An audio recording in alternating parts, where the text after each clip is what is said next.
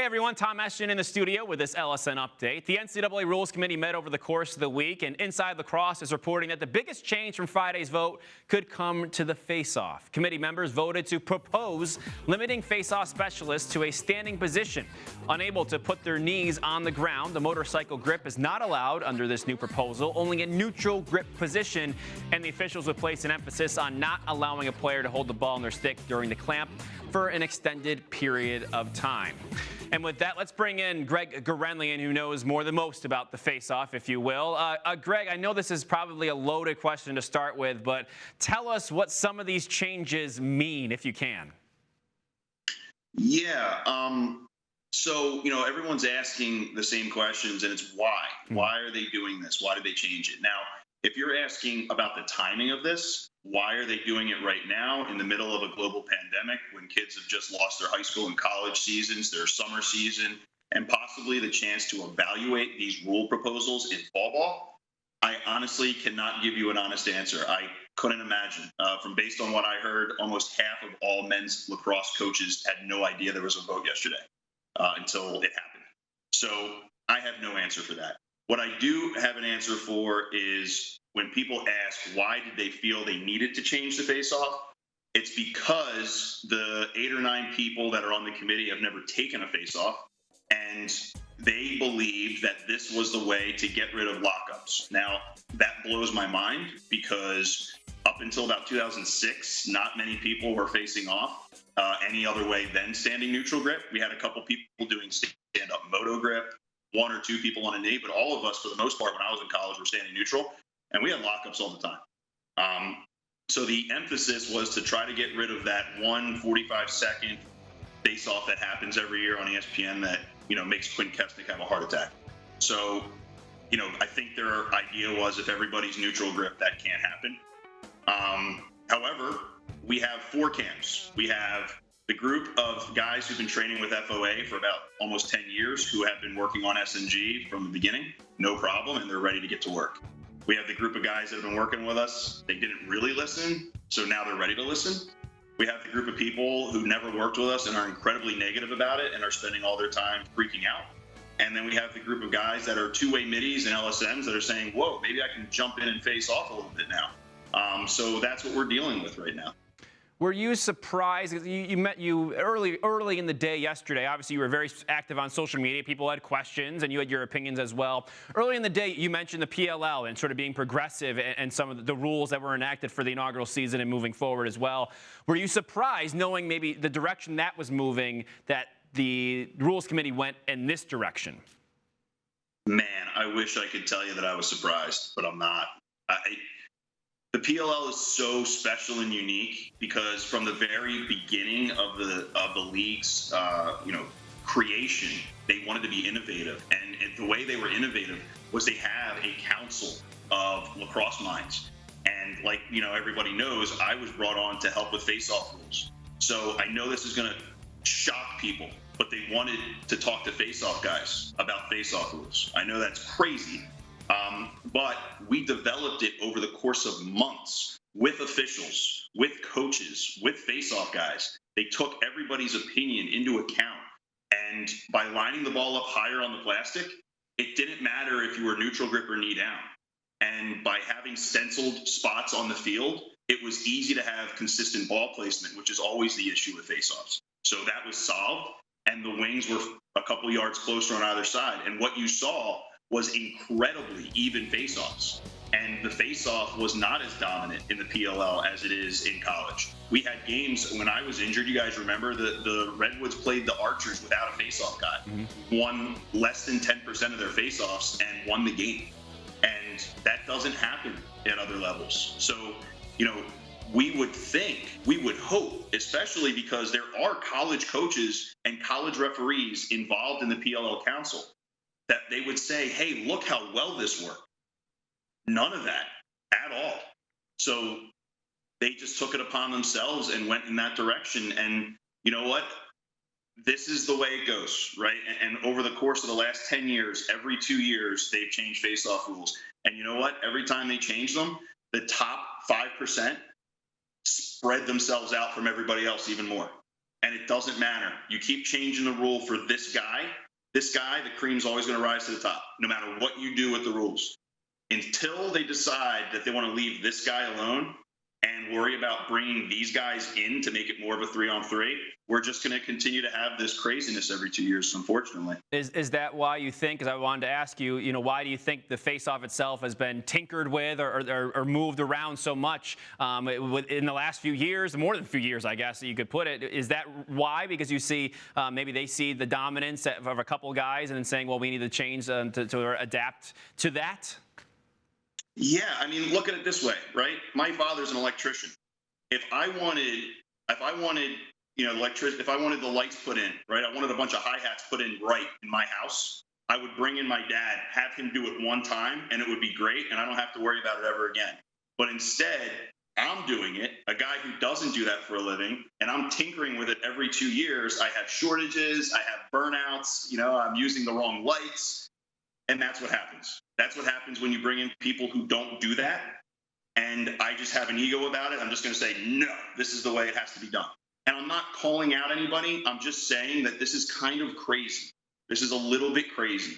And I'm trying to be the positive adult in the room, and I'm getting it from both sides. I get hate from the people who hate face-offs, and I get hate from people that are like, why are you being so positive about the rule change? And I tell people, like, what do you expect me to do?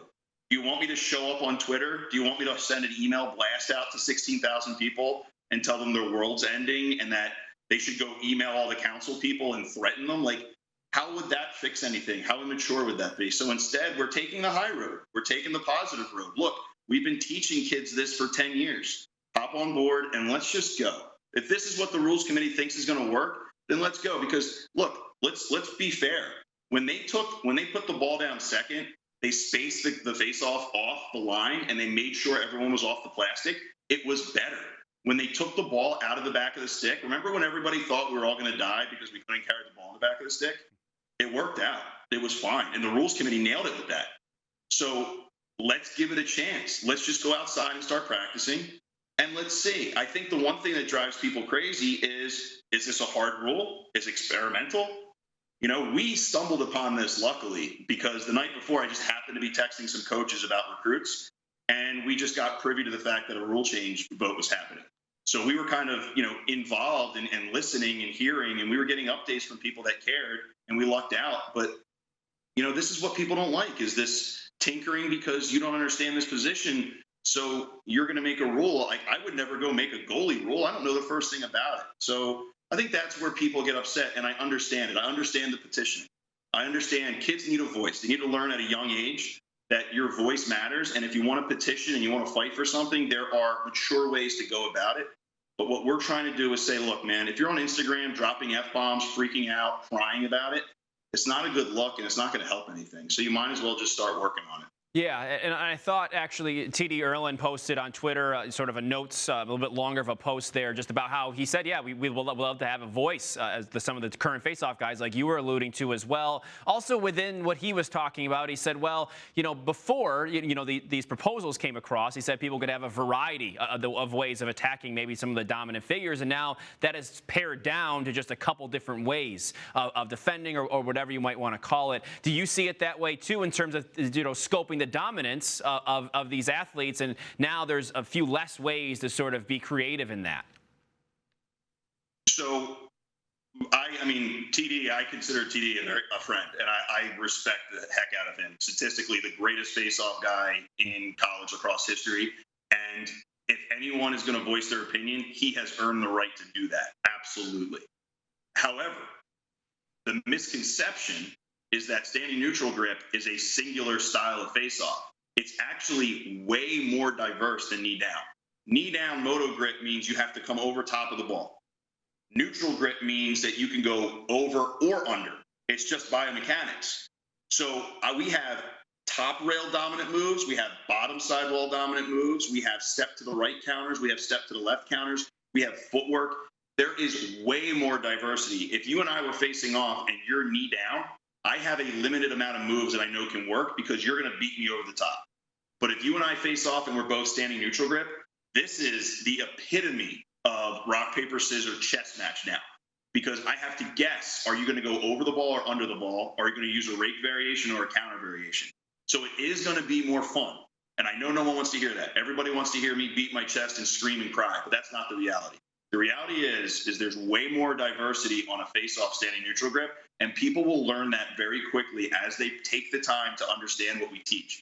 And I think they're going to like it over time. And like I said, this goes in cycles. When I was in high school, if you showed up on a knee, we assumed that you were awful at face-offs. And then you take it, we go to 2015, and now if you show up standing, people thought you were bad. And then Gurenlian comes and turns everyone's heads when he goes standing neutral grip in the Final Four.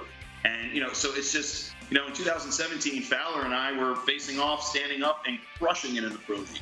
So it's just, I don't want anyone to jump conclusions. Before you ever open your mouth and start talking about how something won't work, you have to try it first, and you will be very pleasantly surprised. I think that's just a good life lesson in general. Yeah, I think I like that you brought up maybe how things used to be or how things have changed over time, like you mentioned, sort of the ebbs and flows. And I think I've seen some people mentioning, well, it's going to be like back before the mid-2000s and when things changed then, and that's what it's going to look like. But it feels like in this day and age, with the athletes and the coaching, that it will look, no matter how, I guess, the rules are, it's going to look different with how they're instructed and the emphasis that's placed in that position, right? Does that make sense?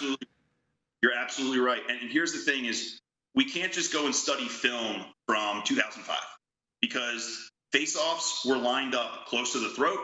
Face-offs were lined up with hands choked up on the plastic. There was no mechanic for saying set and backing out. So it was a completely different style of face-off. There were way more lockups than there's going to be now.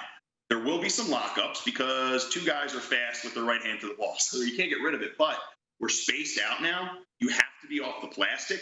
If you have a floppy face-off head, that's not going to cut it because you're not going to be able to do any raking. So a more sturdy face-off head is going to be asked.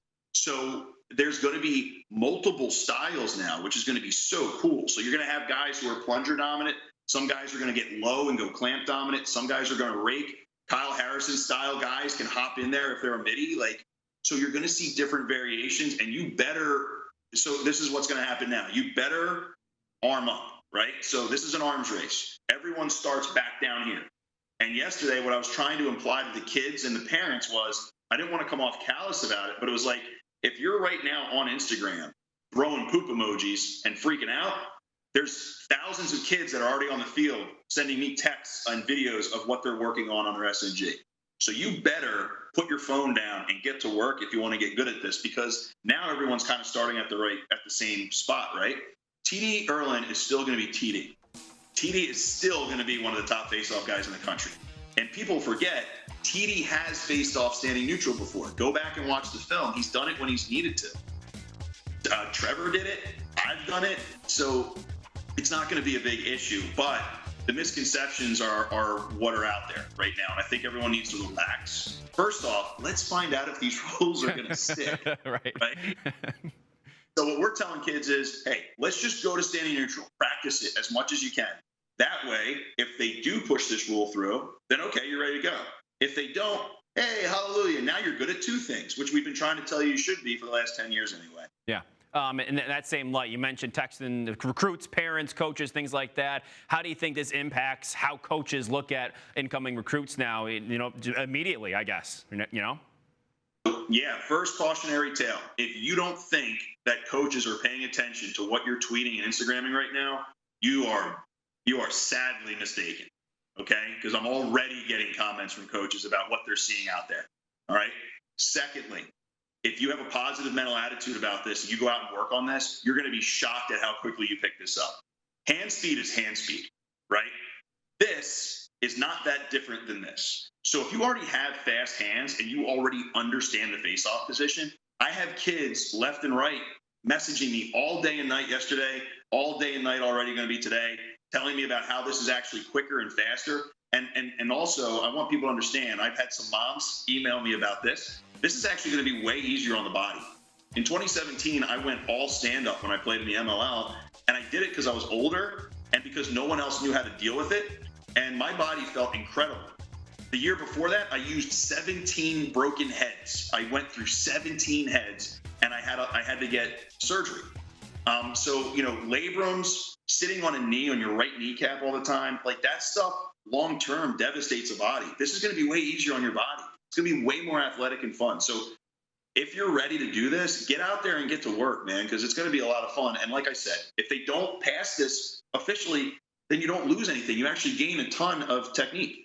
Yeah, and like you said, now is the time to still work on that stuff and be able to take advantage of sort of this gray area that we're all in life. Greg, we really appreciate the time and your perspective on this, and we'll continue to follow and keep an eye on all this as it develops, all right? All right, thanks a lot, guys. Have a good one. Take care and stay safe. You too.